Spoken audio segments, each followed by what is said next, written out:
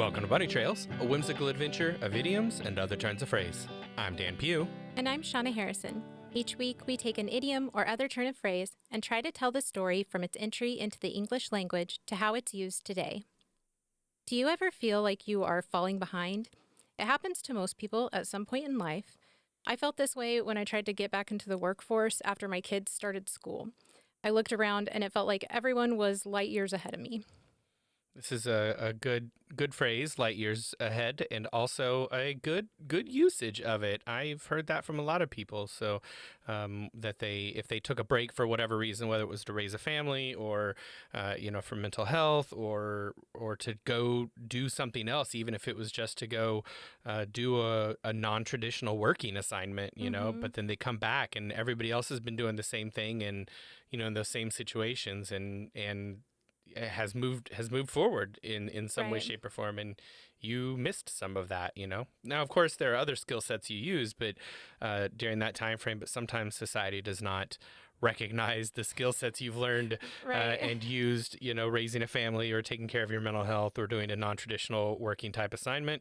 So yeah, I could definitely see this. Even the gap year to travel or something like that, is kind of, and it's interesting because people on both sides of this or all sides of it feel the same way oftentimes, where people who went straight to college and then 5 years later, they don't have they're not in a solid or serious relationship and they don't have kids, but then they see friends who've got a 5-year-old, that had kids right out of high school. And I don't know, it's just an interesting thing.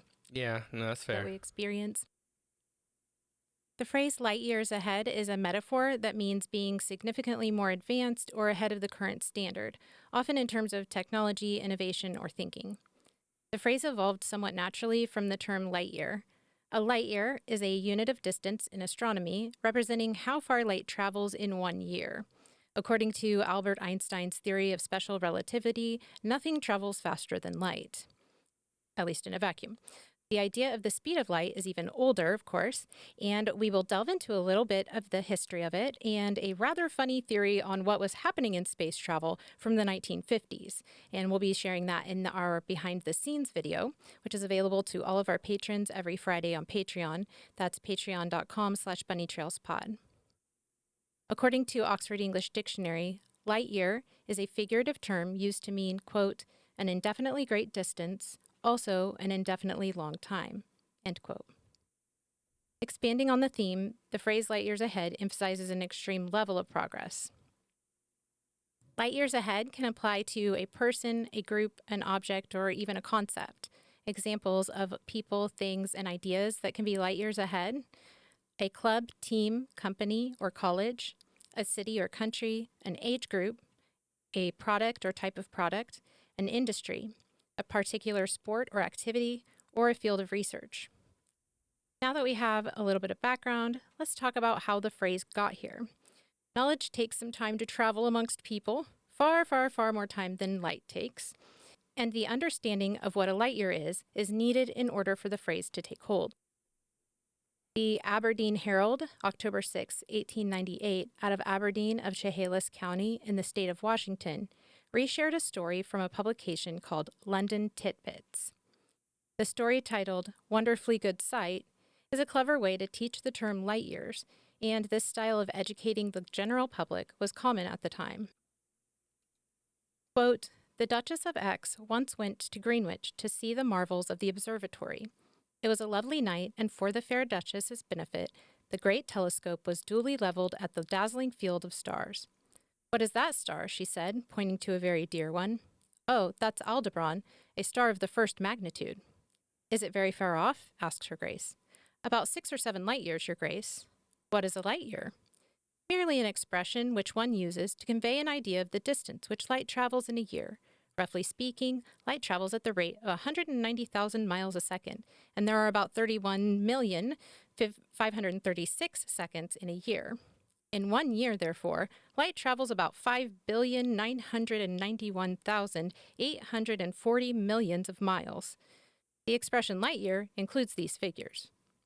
And is that star all these millions of miles away? Yes, your Grace, as nearly as we can calculate. Then all I can say, remarked the Duchess, is that you must have wonderfully good eyes to make out that star's name at that distance, even with this big telescope. It's really most marvelous. End quote. Now, there are two parts of this that I think are weird. First of all, that anyone would be able to say 5,991,840 millions of miles, which, of course, an astronomer could probably. However, and then what is she? Does the Duchess just think that it's the title's on its name tag or something Yeah, like for the I'm not. star? It's like they're poking fun more than one way at people or something. Yeah. This feels almost satirical, Mm-hmm. but I mean, nonetheless, 1898. They're using the literal phrase of a light year, of what a literal light year is, not our figurative usage, but it's definitely, it was clearly in the public mind as a literal usage in 1898. Right, and that's why I share this example is oftentimes it does take those terms, especially scientific terms, a little bit of time to kind of get out to the public for them to understand it, and that's also what this is like an effort to share what the meaning of this term is without just putting it in there as a definition because that's boring and people won't read it. The Evening Sun out of Baltimore, Maryland, 28th March 1929, used the term light years in a figurative sense in an article. And here's that use. Quote, us who are countless light years removed from the world of painters, sculptors, and etchers. End quote.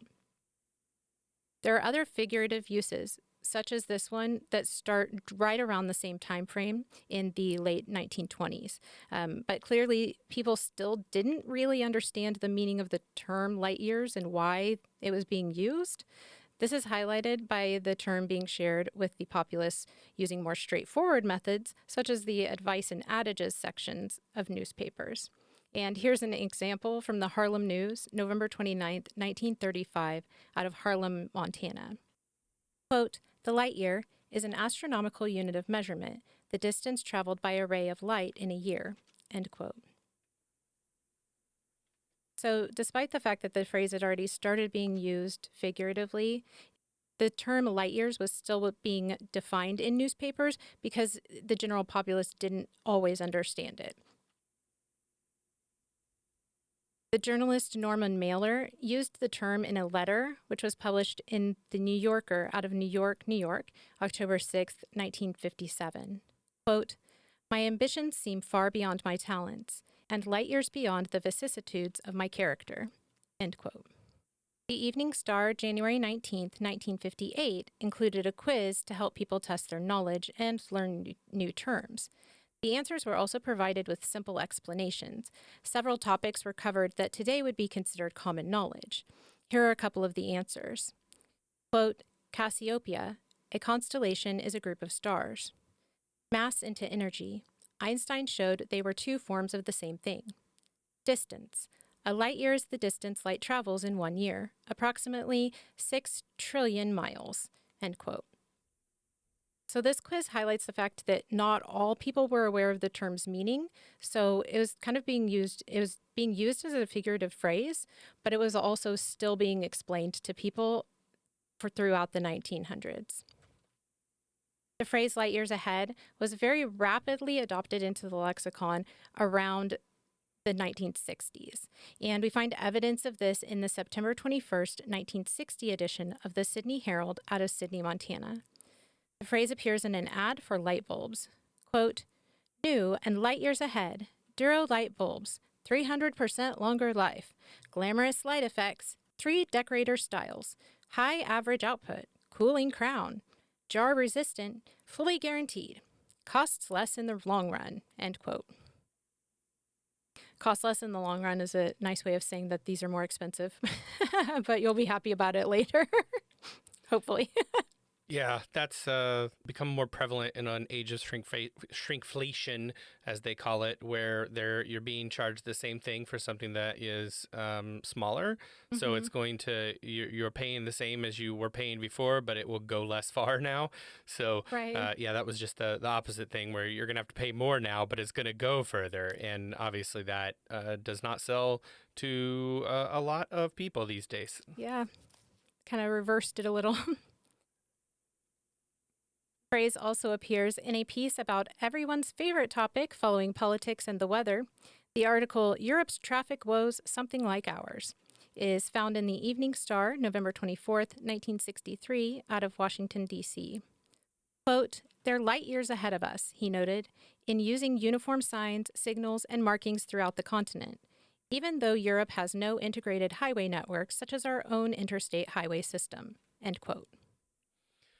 Well, that is interesting. I guess the news has to move on at some point, but JFK was assassinated 2 days prior, so I Yeah. guess you got to fill the Well, whole you gotta fill the rest newspaper. of the paper, yeah. Yeah, you still got to fill the rest of the paper, but And all these were already written articles, I'm sure, or they might have even been reshared, republished. yeah, So yeah, that's probably true. I read it, all right, as you read it, the November 24th, 1963. I was like, wait a minute, weren't there bigger news things? But I guess just because we're definitely. using it doesn't mean it was on page one. Right, yeah.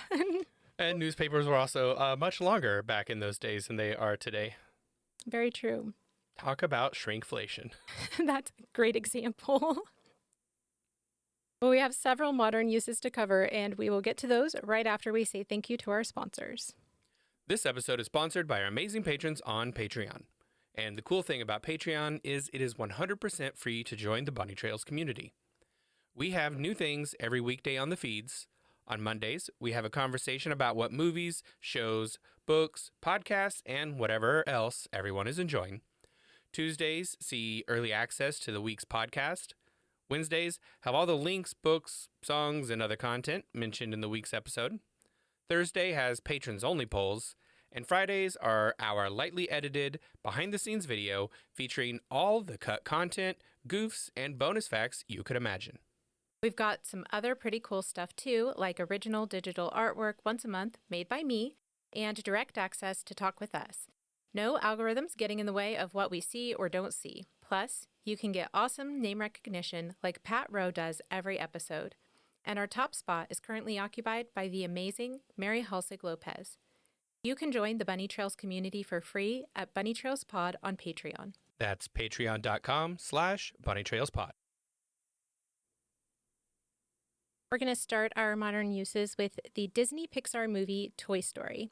It was originally released in 1995 and continues its success through more recent years. If you're unfamiliar with the movie, it's an animated tale about a boy named Andy who loses his two favorite toys in the midst of moving to a new home. The story primarily follows the two toys, Spaceman Buzz Lightyear and the older pull-string cowboy doll, Woody, as they try to make their way back to Andy. The character named Buzz Lightyear is a clever combination of both a space-related theme and a metaphor. Buzz Lightyear is a space ranger who explores space and galaxies, and he's presented as a more advanced toy, both in terms of his technology and his status as a character in the Toy Story universe. Compared to Woody and the older toys, Buzz represents the cutting edge of toy manufacturing, featuring modern gadgets, flashing lights, sound effects, and even a laser, though it's really just a blinking light.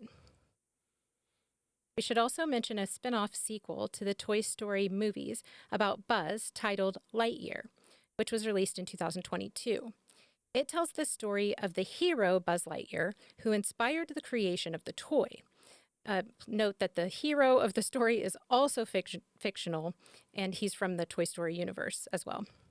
I did see the movie Lightyear on a plane, which is pretty much the only place I watch movies anymore, and it was fine. It got panned by a lot of folks, not necessarily. I don't remember how the critics said about it, but I heard a lot of people bashing it online. But I thought it was fine I thought it did a good job of what it was trying to do, Right. But Which I wasn't 100% sure though. I never can keep track of if in the Toy Story universe, Buzz Lightyear was supposed to be a real person doing real things that then had a thing made after him, or if Buzz Lightyear is a movie in the Toy Story universe and the Buzz Lightyear toy is made from the movie that's in that universe. And I think Oh. it's that one, because they literally start Lightyear the movie off explaining it. I just can't remember what they said, but they do Gotcha. start the movie. I mean, that whole movie is started with that explanation Hmm. in there.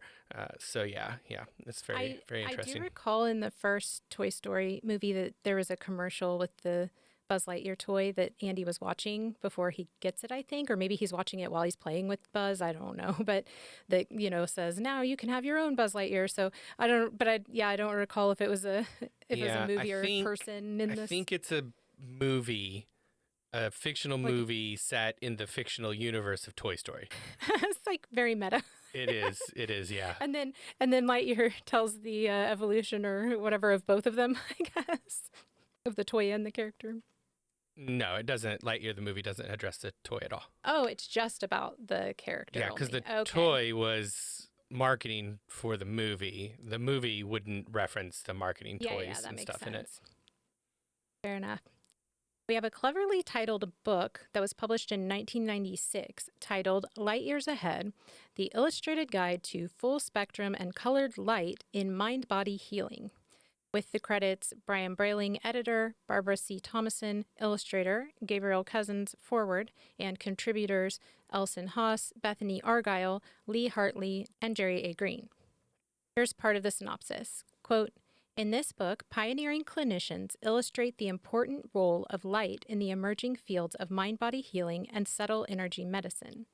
The chapters in this book describe the latest therapeutic uses of light in medicine, optometry, chiropractic, acupuncture, education, and psychotherapy.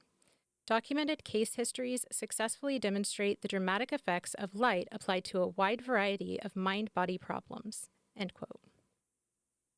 I've read about blue light and red light therapy, and it's really fascinating that it can have like an effect on the brain. It's really cool.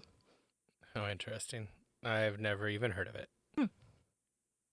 Next, let's look at an excerpt from the September 2021 article by John Mainers for Car and Driver titled Mercedes Maybach EQS Concept Hints at Bright Electric SUV Future for the Brand.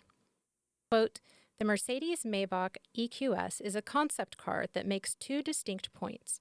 First, there will be an SUV based on the fully electric EVA2 platform shared with the EQS and the EQE. Second, Maybach has a great future ahead. In fact, the EQS SUV that is previewed with this concept is light years ahead of Daimler's current electric SUV models, the dynamically challenged EQA and the similarly clumsy EQC. End quote. Workplace Coach blog posted an article in 2023 titled, Left Behind, Everyone Else is Light Years Ahead of Me. Here is some of the advice that wraps up the article. Quote, finally, stop evaluating yourself against others and instead measure yourself using the dual yardstick. What do I want? And what am I doing to get it? End quote. This is basically applying a organizational development mindset to your own life, which Mm-hmm. is the concept of where is our organization now, where does our organization want to be, and then you do a gap analysis, which is literally just the how do we bridge the gap from where we are right now and where do we want to be. And organizations do this a lot, and but people sometimes fail to do this for their own life. They fail to treat their life with the same importance that they would treat their company or the company they work for, which is interesting to me. But I think I think some people benefit from having a clear set of goals that they're going to try and drive to over time, and some people would find that to be drastically overwhelming. For sure. I think too, a lot of times people will even say that they don't have any, they need something that's actionable, like they need something practical that they can do to improve things, but they don't know what that is. And so I could see where applying that process would be beneficial for people. Yeah, I mean, at that point, you're doing a gap analysis to understand the difference between where you are right now and where it is you want to be in the future. Right. Like, I am definitely one of those people that has to have an idea of something in the future that I'm working towards. It doesn't have to be super explicit, but for me, I have an idea of how much that I want to have in retirement before I can retire, and I have an idea of the kinds of things that I want in a life, at retirement age, which, as people can probably tell, that is my, I like my kids are out of the house, all adults on their own now. So my next thing is like, all right, what's the difference between where I am now and where I want to be when I hit retirement age? Because that's not nearly as long a time frame as it felt like it once was for me. So, You're right. so that's I use that as an example because it's the one that comes up in my brain, but it could happen to for anything, and there are big, it's the kind of thing that your goals change after certain time frames. Like your goal may be, to find the family style for you that you like, whether that's marriage and kids, or whether that's, finding a life partner, or whether that's just finding a society or a community in which you can belong, and then, once you have that, then you're looking at, all right, what's next and what's next and what's next. And yeah, Yeah. so I definitely, for me, I would feel rudderless if I did not have at least some vision in the future, even if it wasn't broken down into short, actionable steps. Right. Well, I think a lot of people though are more operating at a tactical level. So they're, how do I get past this month, this year, or get to this point? But it's not necessarily that broader look at their life, and that can be challenging too if your focus is on the today things. Well, when I was 18 and trying to figure out how to pay my rent, yeah, that I was my time frame was month to month, not Right. Yeah. not 15 years in the future. Hmm. Light Years Ahead Public Relations is a company that offers the following quote, "We are a cutting edge public relations agency dedicated to propelling your brand beyond the competition and into the stratosphere of success. With a team of skilled strategists, creative visionaries, and media mavens, we craft personalized PR solutions that ignite your brand's brilliance." End quote. That sounded like a whole load of hogwash. It's like an unfortunate thing in marketing and communications where you end up using a lot of buzzwords, but Uh-huh. partially because they're kind of the most accurate because they're broad. But like, anyway, yeah. I'm sure that they do great work, and I'm Hmm. sure that if you needed a public relations company, this one would be just fine. But yeah, I read all that and I'm like, please tell me you're not going to try and market my company by using literally the cheekiest buzzwords you could find. No, Right. thank you. Which is funny because usually the application of these things is very specific and like, to that company but but it's like, how do you describe that in a way that's broadly applicable? Yeah. Buzzwords. Yeah, I don't think buzzwords is it actually. Maybe Buzz Lightyears. I don't know. Buzz Lightyears. Common Roots Brewing Company has a beer called Light Years Ahead, a West Coast style India Pale Ale. The Light Years Ahead label is in orange and red hues, featuring a starry night sky over the ocean with the recognizable lone cypress tree on an island in the foreground. And here's what they have to say about the drink. Quote, "As we look to the possibilities and potential of the future, we often find great inspiration in what has come before. Taking a classic malt bill and adding an amplified dose of Nelson, Citra, and Mosaic hops, Light Years Ahead West Coast Style IPA pays homage to our past and continues to inspire us for what is yet to come." End quote.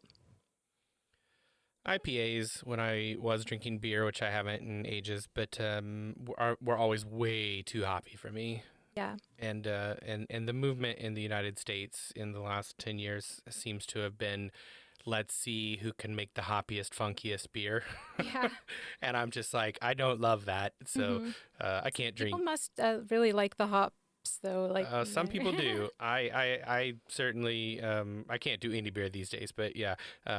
Yeah, it's certainly, it was not my thing. I was more of a malt guy. I liked darker beers, not heavy hops, but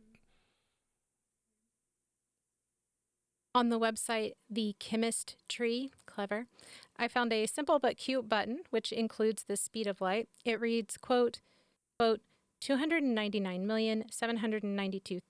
299,792,458 meters per second, light years ahead, end quote. Sometimes it does feel like our dreams are light years away. Looking at the night sky, thinking of the beauty and majesty of the stars, there is awe and wonder there. Vastness, the unfathomable depth of the universe, imparts an otherworldly sensation. and at times it brings everything in life into perspective. That's about all we have for today. If you have any thoughts on the show or pop culture references that we should have included, reach out to us on Patreon, patreon.com/bunnytrailspod, or comment on our website, bunnytrailspod.com. It is patron pull time. Recently, we asked our patrons, how do you feel about surprise parties? Our listeners have mixed feelings, with about a third saying, no, never, and another third saying, I'd love to get a surprise party. That's a weird split, but all right. The rest of the group, the remaining one third, were split evenly between I'll help plan one, but I don't want one, and I do not know how I feel about them.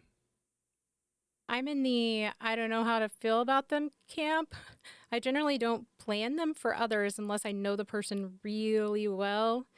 For myself, I probably wouldn't be bothered by being thrown one, maybe, but I don't have a desire to have one either. I'd lean towards no thanks. Jan shared this thought on it. Quote, no thanks. I like a little more control over my life. End quote. Yeah, I think I'm with Jan on this one. I definitely do not want one. Would I participate if someone else wanted one? Maybe, but I don't know that I would even feel good about that unless the person has just been abundantly clear that, oh, I think surprise parties are great. I'd love to get a surprise party someday. Unless it was something like that where everyone is abundantly clear that this person wants a surprise party, I don't think I would feel comfortable being a part of one, giving one, anything like that. I just don't think that I would be comfortable doing that. Yeah. I think maybe something more like they're expecting that it's going to be a smaller gathering, but then you surprise them with additional guests that they haven't seen in a while or something. Like that's my version of like Okay. what would be a good surprise party, you know? All right. Yeah, I was thinking about the surprise party in the format of hey, let's go to dinner, and then you get there and there's a party now. I Oh, my thought about surprise parties are like surprising someone with a party, with yeah, whether okay. birthday party or whatever, but like that I Which is hate that terrifying. idea. Yeah, but if somebody's like, "Hey, let's go to dinner," and then they're like, "Okay, great," and you get there and it's a table for 12 and you got like people, your family or whatever, people that you like, let's assume that at least, to give it the best benefit, whoever that is for you. Hmm. Yeah, so I think that's probably fine Yeah. in those situations. But yeah, no, the idea of I walk in from this is what I think of having grown up in the 80s and 90s and seeing television shows. I think of someone walking into their house and then all of a sudden they turn the lights on and then everyone's like, surprise, that kind of thing, which is what I Yeah. think of when someone says surprise parties. No, That no, sounds I do terrible. not want that. Because listen, when I get home from work or wherever, really, I just I want to people. Yeah, It's like, yeah, and now you've ambushed right. me with people. Yeah, like what if you took your bra off on the way home already and you just didn't want to be, in there? Or like, You're having a lazy day or what if something, I'm you like know? on the way back and traffic was bad and I just really gotta pee and I get in there and everybody's like, surprise! And I'm like, oh, hey, cool, thanks, bye everyone. I'm good. I gotta Great, go we're to gonna pee go. now. Right. Thanks. Yeah, any of that. Yeah, I just, Hmm. no, thank you. I don't like any of that stuff. Yeah, I like the surprise within a pre-planned activity. Let's do that. As a reminder, our silly polls mean absolutely nothing and are not scientifically valid, and patrons of all levels, including our free tiers, can take part. Head over to patreon.com/bunnytrailspod to take this week's poll. Thanks for joining us. We will talk to you again next week. Until then, remember, words belong to their users.